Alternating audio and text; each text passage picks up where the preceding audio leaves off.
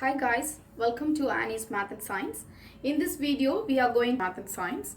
In this video, we are going to see about direct variation, graphing absolute value functions, and also transformations in absolute value function graphs, and also how to graph absolute value inequalities. Okay. So first of all, we can see direct variation. What is direct variation? If a linear equation is written in the form y is equal to kx without the constant term, okay, so in here k is actually the slope. Normally for linear equations you will say like y is equal to something attached to x is slope. So in here we say k as constant of variation. Okay, so a linear function is defined by an equation of the form y is equal to kx, but k never be equal to 0. Okay, so we can say k as constant of variation. Okay, so k could be a whole number or a fraction, like in any form. Okay, but it will not be a decimal, but it will be a whole number or fraction. Okay, so the graph of for this equation, the graph will actually pass through, because there is no intercept in here, right? It will pass through the origin. Okay, so the rate at which it is growing or moving up is actually k. So that is the constant of variation. Okay,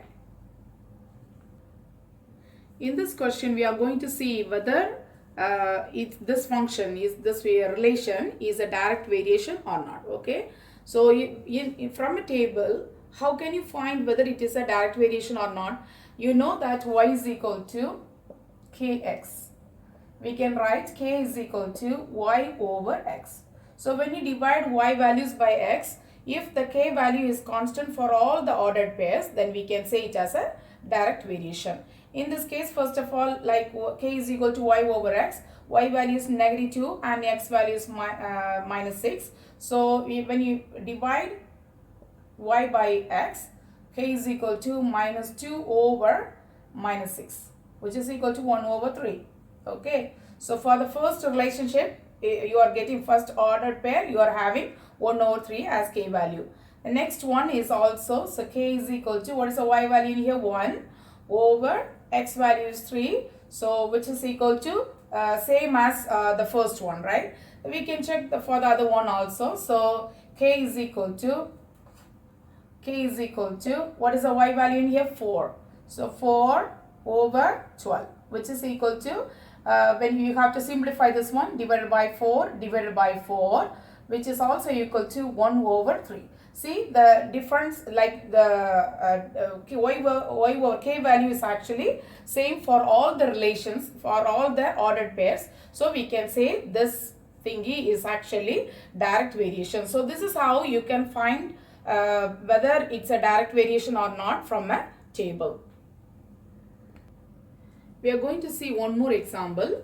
So from this table you have to identify whether this table is actually a direct variation or not. Okay, so k is equal to y over x. Yeah, so you have to find the value of k for each ordered pair. So here k is equal to minus 2 over minus 1. So y value is minus 2 and x value is minus 1. So minus 2 over minus 1 is actually 2, because the minus get cancelled and the value will be 2 over 1, and so which is equal to 2. So the next one, k is equal to, now the y value is 4 and the x value is 3. So which is equal to 4 over 3. We cannot simplify further, so you have to leave as it is. And so the next one is k is equal to 7 over 6. So here also you are not having the same k value, so it's not a direct variation. So this is how you can identify whether from a table, whether a function, whether a relation is actually direct variation or not. Okay, now we can see, before in the previous question we were seeing whether from a table whether it's the relationship is actually a direct variation or not. Now from the equation you have to see whether it is direct variation or not. Okay, so you know that the direct variation equation is y is equal to kx. So some value will be here times by x is actually direct variation. If an equation is in this form, then we can say it as direct variation. So for the first question, y is equal to x over 2. So you can write this as y is equal to half times x. So x is multiplied by half. So this is a direct variation. So this is in the form y is equal to kx. So then we can say this equation as direct variation. In this case, now you have to bring all the other terms to the whatever extra fitting here in the right hand side. You have to move it to the left hand side. So here 5 over 6 x is equal to 1 over 3 y. So 1 over 3 is actually attached with y. So you have to remove 1 over 3 to the other side. So let us multiply both sides by reciprocal of 1 over 3 is actually 3 over 1.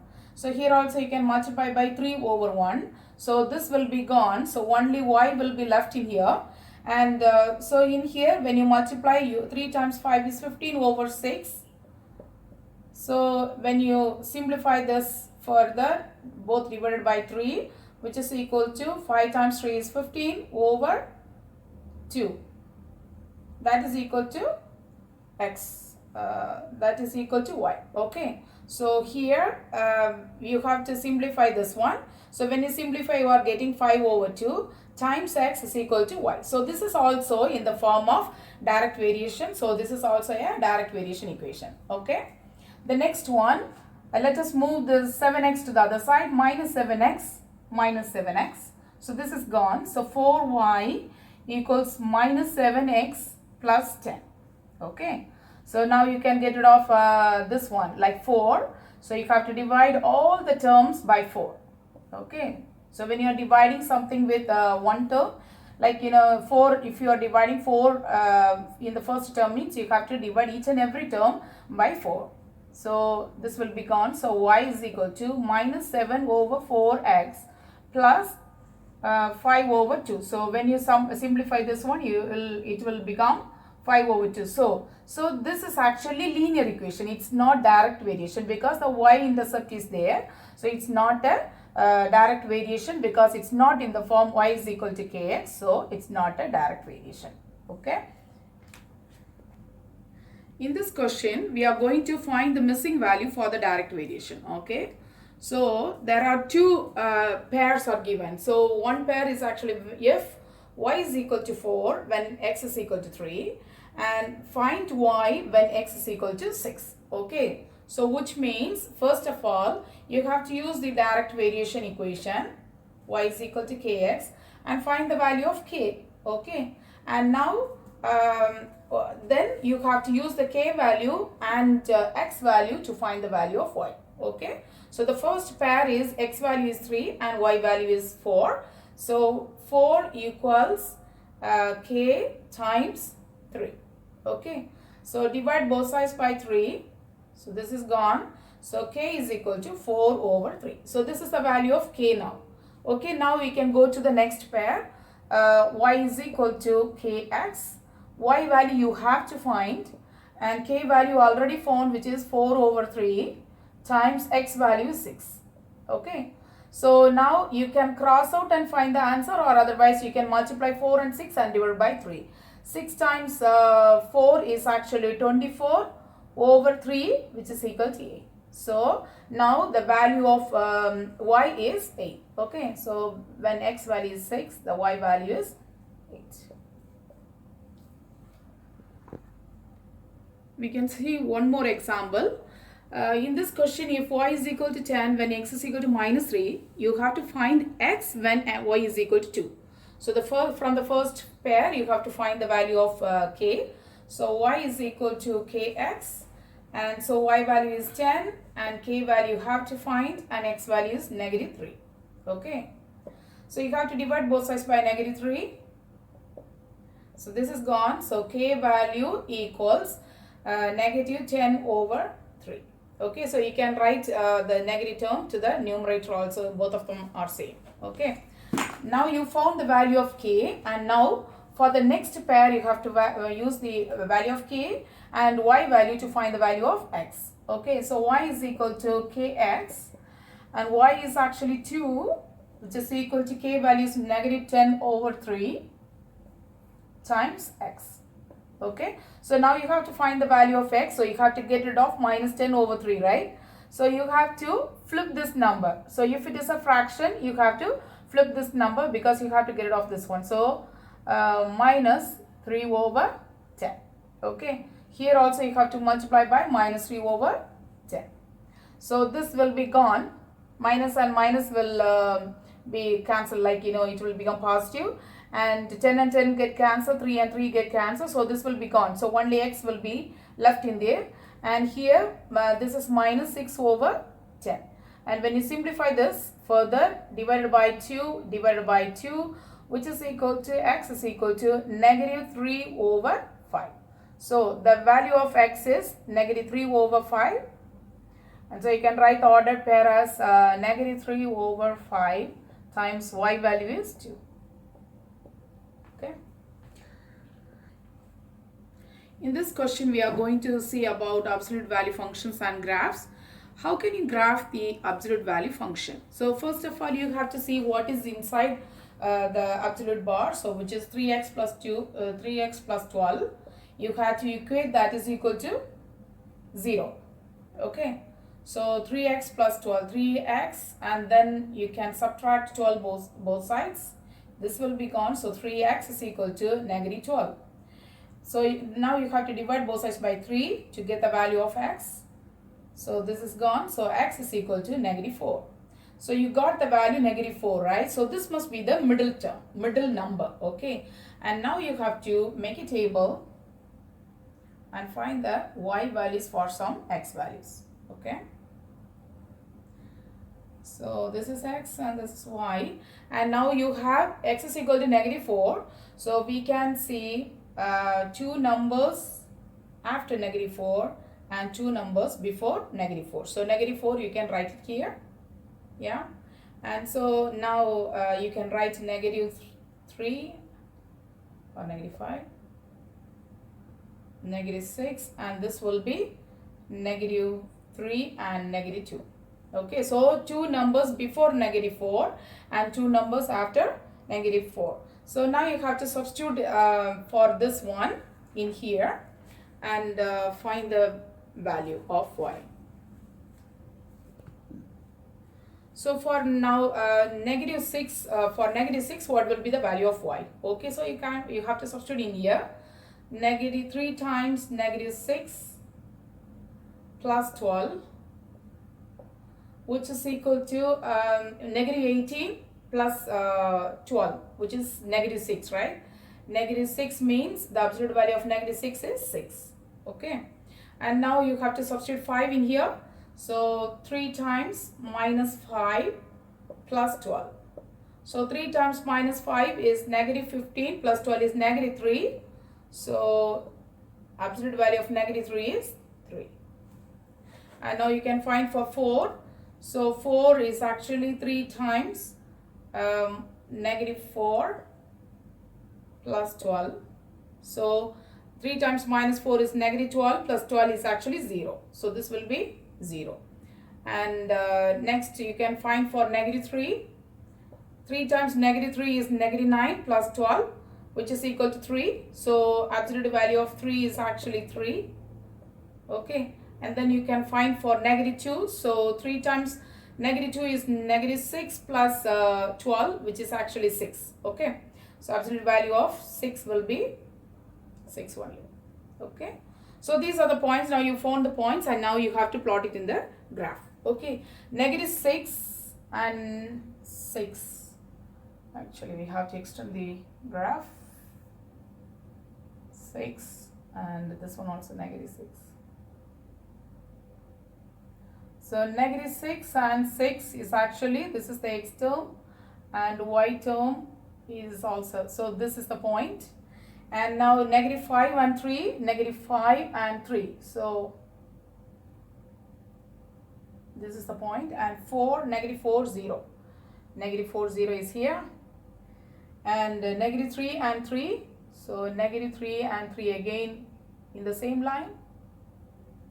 And negative 2 and 6 again the same line, so that we can join the points to make the graph. So the shape of the graph of absolute value function is V shape. Okay, so this point we can consider it as vertex. Vertex means at what point it is changing the direction. So it's coming from here and it's changing the direction in this place. Yeah, so this is actually called the vertex.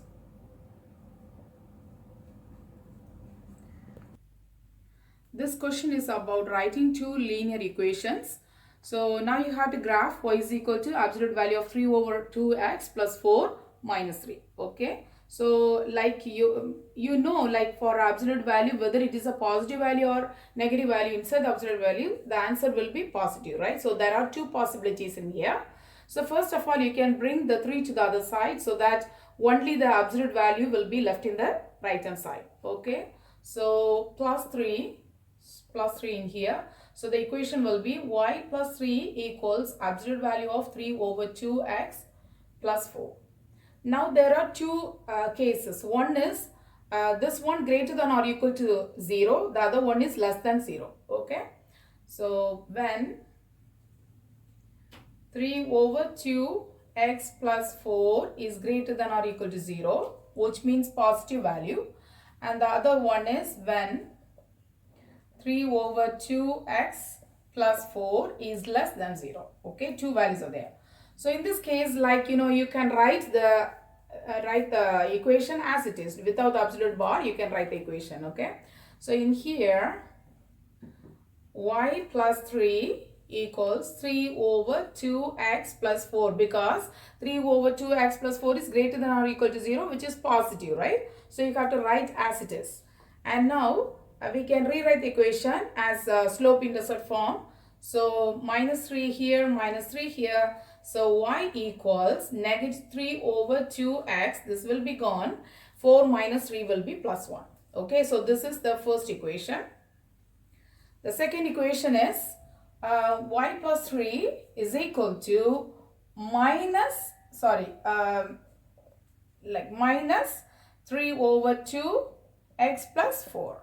Okay, so the whole equation is actually multiplied by minus, because 3 over 2x plus 4 is less than 0, which is negative. So you have to add a negative sign outside the like a bracket. Okay, so now you can multiply the minus inside.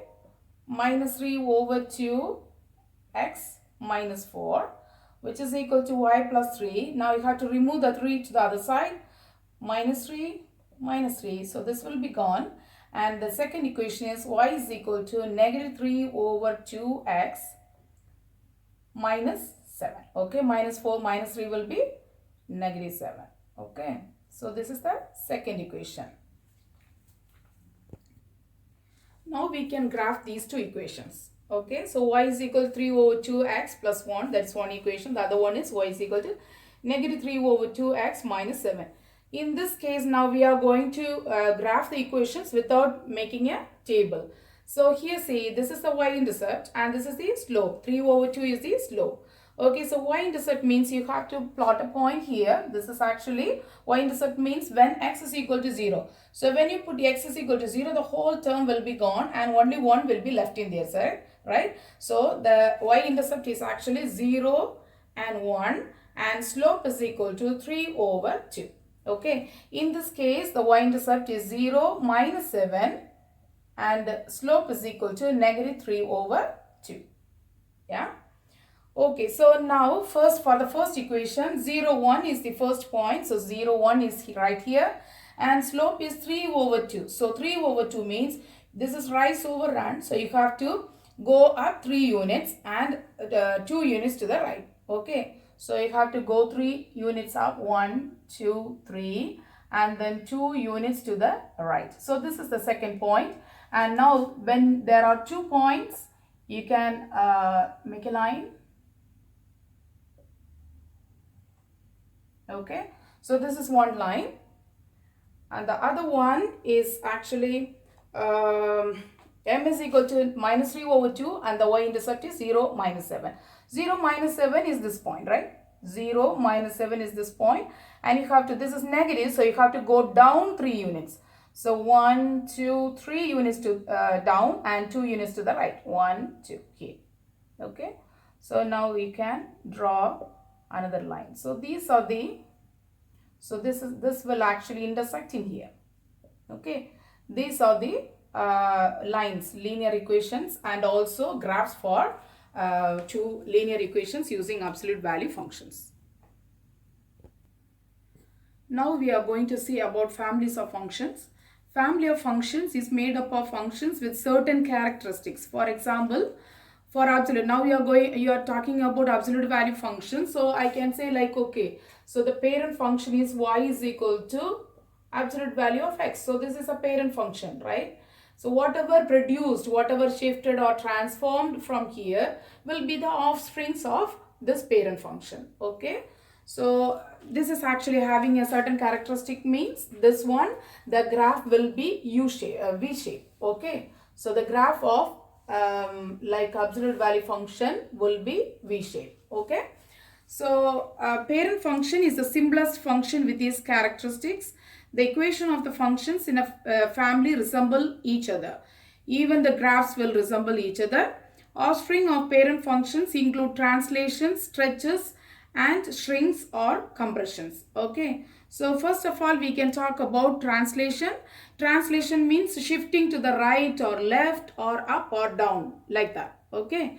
So if for vertical translation means if something is attached here outside the absolute value bar with a plus or minus, that is actually vertical shift or vertical translation. If I say like plus 3 in here, then I can say the graph of y is equal to absolute value of x will be shifted 3 units up. Okay, so if this is actually y is equal to absolute value of x, it will shifted 3 units up, 1 2 3. So the graph will be like this. Okay, so this is the offspring. Offspring means it is produced from the parent function, so we can call it as offspring, and this is the parent function.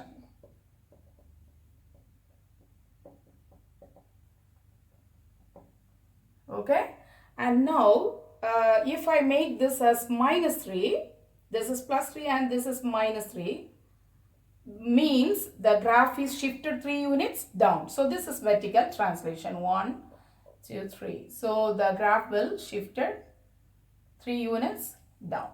Okay, so this is also the offspring. So vertical offspring, vertical translation means if plus or if a number is attached to the absolute value by a plus or minus, that is actually vertical translation.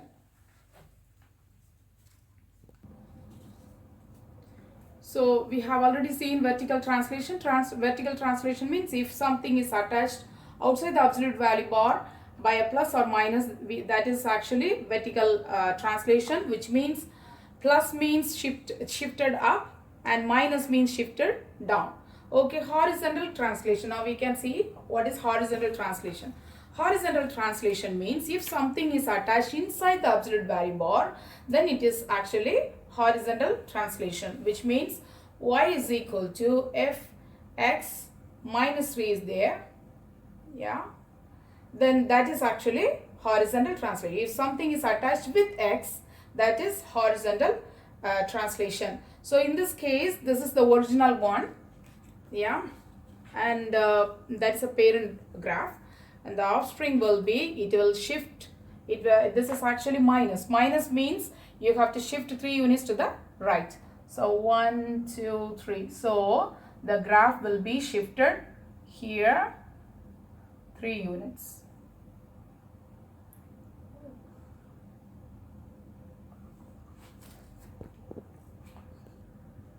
Okay, so this is the shifted graph. Okay, so that is actually offspring, which means 3 units it is shifted to the right. Okay, if this can be written as like for shifted to the left, you can write this as plus 3. Okay, say x plus 3. So for this function, you can shift 3 units to the left. Okay, so if there is minus in here, you have to shift it to the right, and if it is plus in here, you have to shift it to the left. Okay, 1 2 3, and so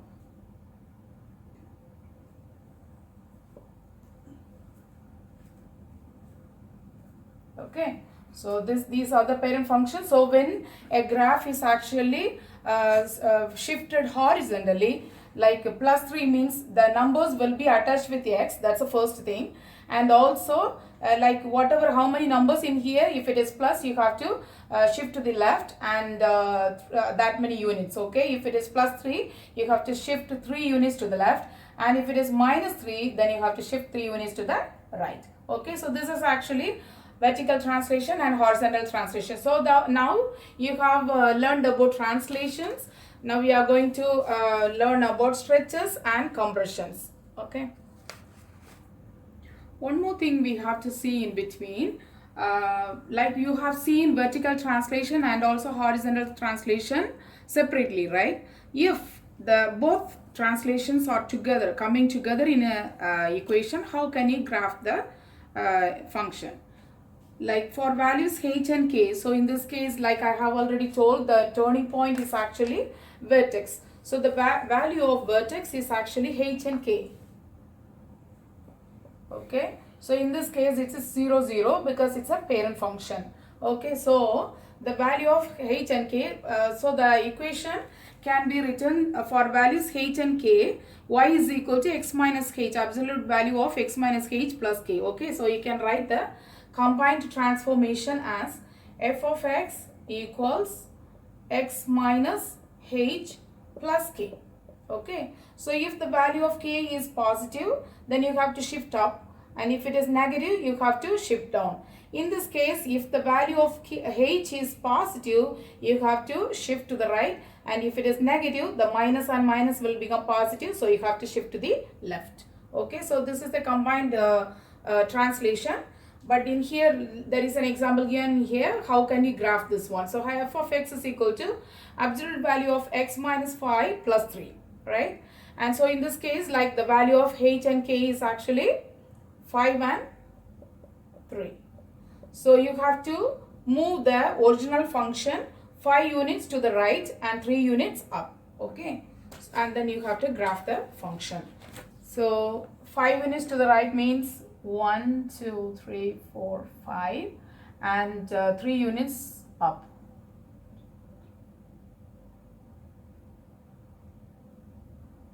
So the graph will be shifted 5 units to the right and 3 units up. Okay, so this is how we can graph the combined translations. Okay, combined translation means it has a vertical shift and also horizontal shift. So whatever outside the absolute bar is actually vertical shift. If it is plus, you have to go up, and if it is minus, you have to go down. And inside the bracket, if some number is actually attached with x by plus or minus, if it is minus, then you have to move to the right, and if it is plus, you have to move to the left. In this question, this is minus, so you are moving 5 units to the right and 3 units up. Now we can see like how can you write the equation from the graph. Okay, so for that also you have to see the vertex point where the graph is actually turning, which is this point is actually -3 and 2. So because the x value is -3 and y value is 2, so you can write the point as -3, 2. This is the h value and this is the k value, right? So you are going to substitute this in here. So f of x is equal to x minus the value of h is -3, right? So -3 plus k. So this is both of them are minus, and the minuses are next to each other, so you can extend the line and make it as plus. Okay, so the function will be x plus 3 plus what is the k value? K value is 2. Okay, so this is how you can write the absolute value functions from the graph. Okay, so in this case, like we are going to find vertical stretch and vertical compression. So vertical stretch means if the parent function is actually multiplied by a whole number, so always this number must be greater than 1. So this one, let us see, like for vertical stretch, f of x is equal to a times x, which means the a value must be greater than 1. Okay, so that is actually vertical stretch. And if a fraction is being multiplied by the absolute value, then that is a vertical compression. So which means f of x is equal to 1 over a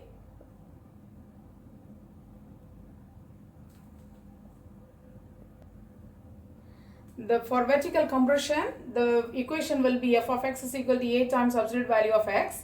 The a value must be the value of a must be between 0 and 1. So it must be a fraction. So a value must be in between 0 and 1. So if it must be a fraction. So if the absolute value is multiplied by a fraction, that is vertical compression. And if absolute value is multiplied by a whole number, that is vertical stretch. So the graph for vertical stretch will look like this.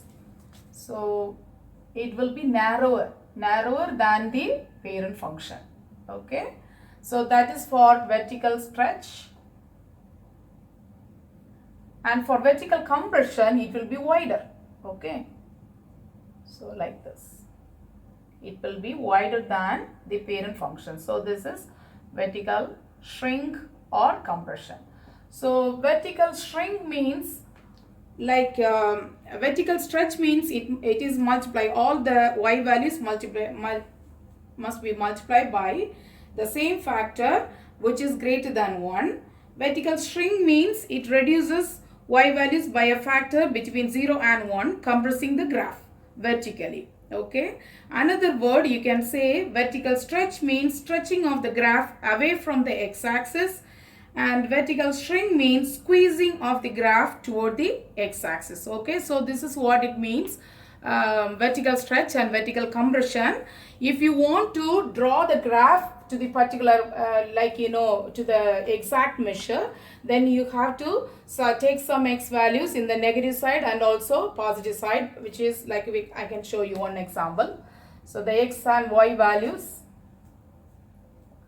could be -2, -1, 0, 1 and 2, and now you have to substitute the value in the particular equation, and so you can write the value here.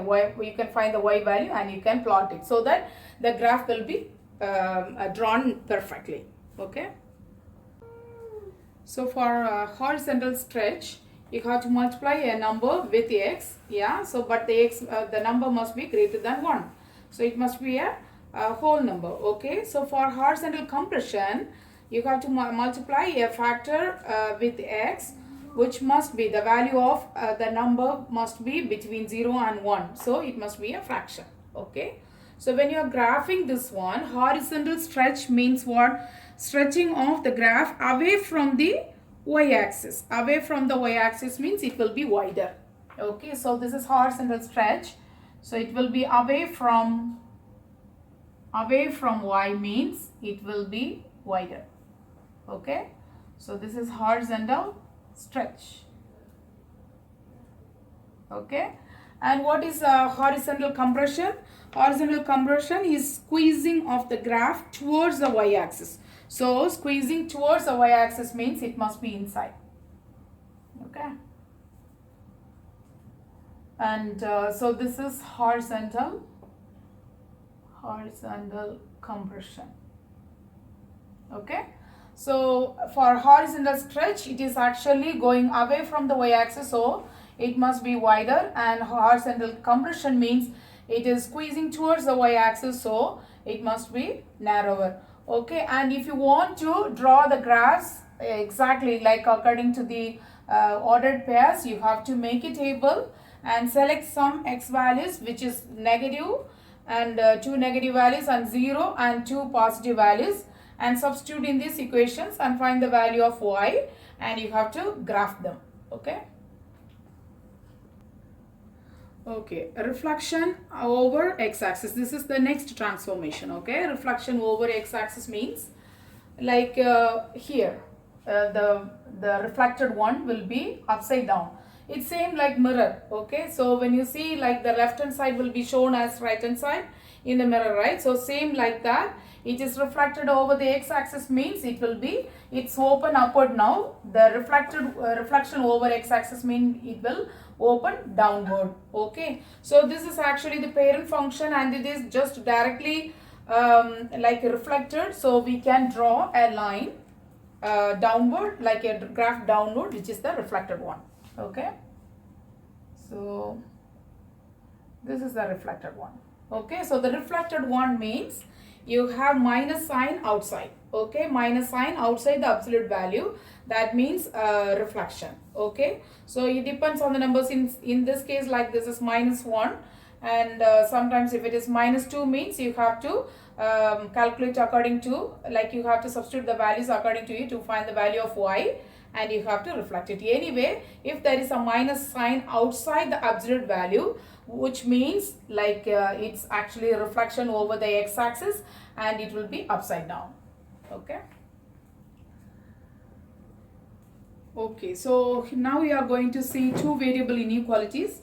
A linear inequality is an inequality in which two variables whose graph is the region of the coordinate plane that is bounded by a line. So this is actually linear inequality. Okay, so first of all we have to make the equation as slope intercept form.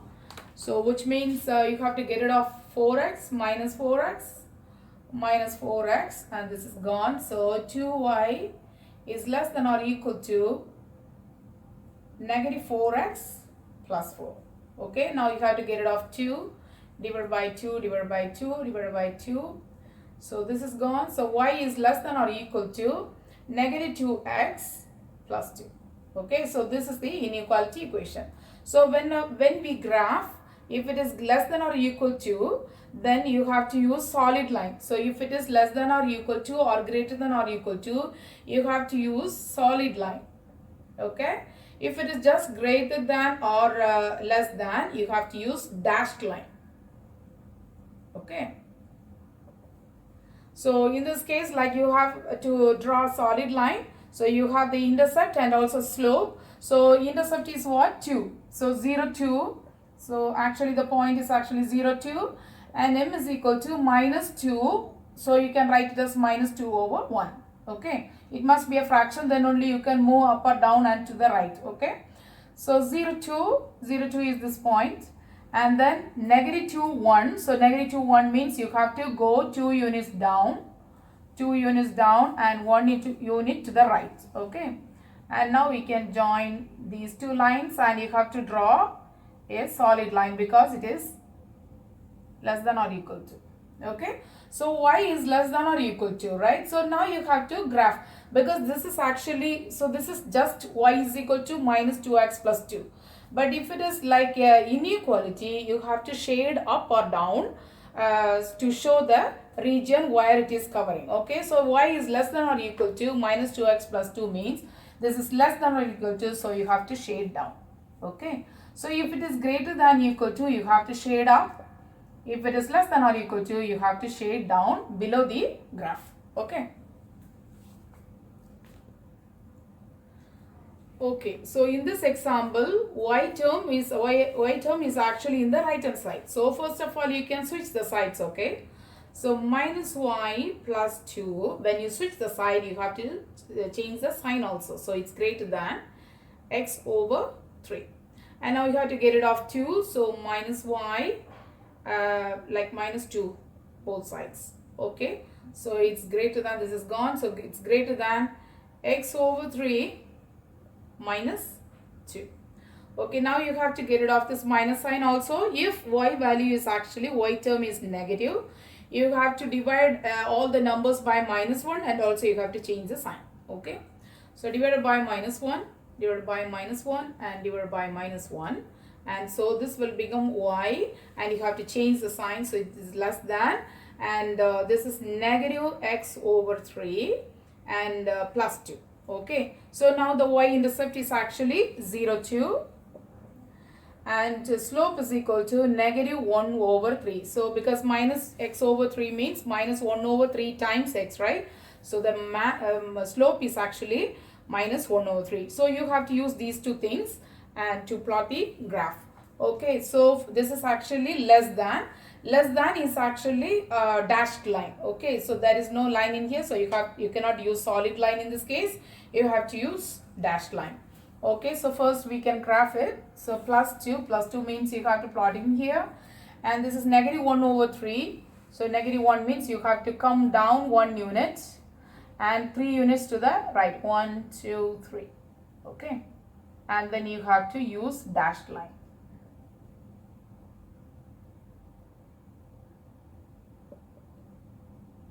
Okay, so this is actually the graph. Now you have to see which side you have to shade. Okay, this is less than, so less than means it's also below the line, so it is actually below, it's down only. Okay, so you have to shade the below portion. Okay, so if it is greater than, then you have to shade up. Okay, and also two things you have to remember here. First one is you have to choose whether it is solid line or dashed line, and the second thing is actually you have to choose, if it is lesser than, you have to shade below, and if it is greater than, then you have to shade up.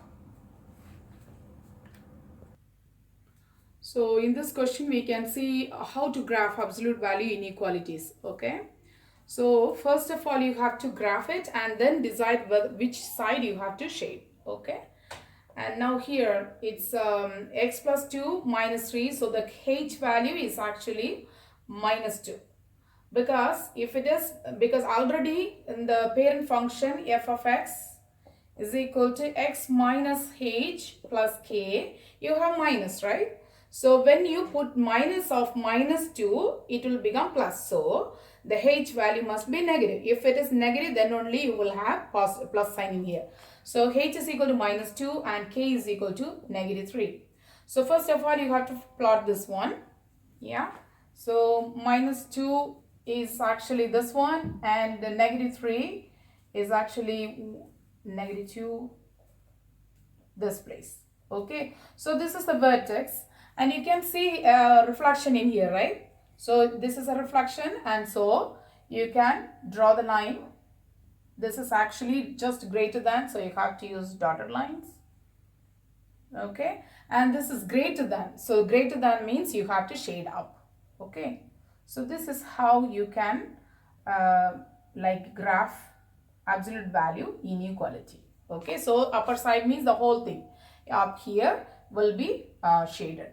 Okay, so this will be shaded. Okay,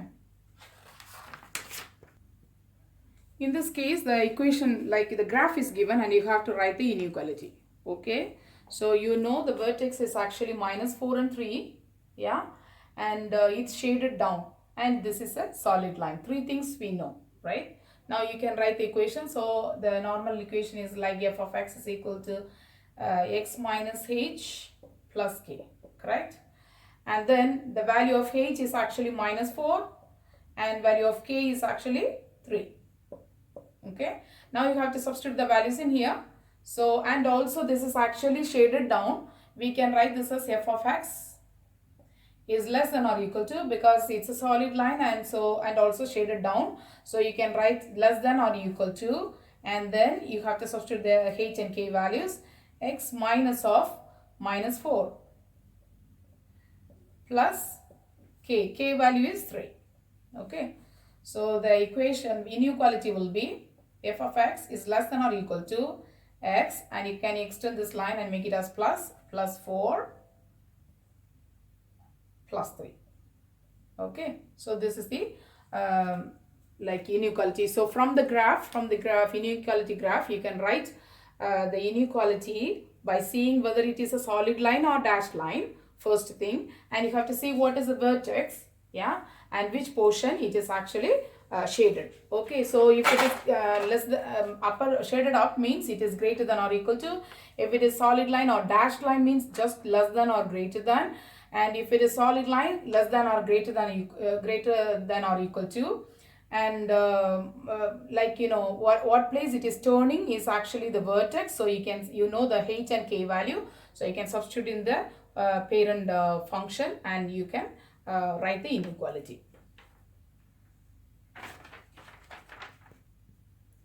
Thanks for watching my YouTube channel. Please subscribe and share it. Thanks.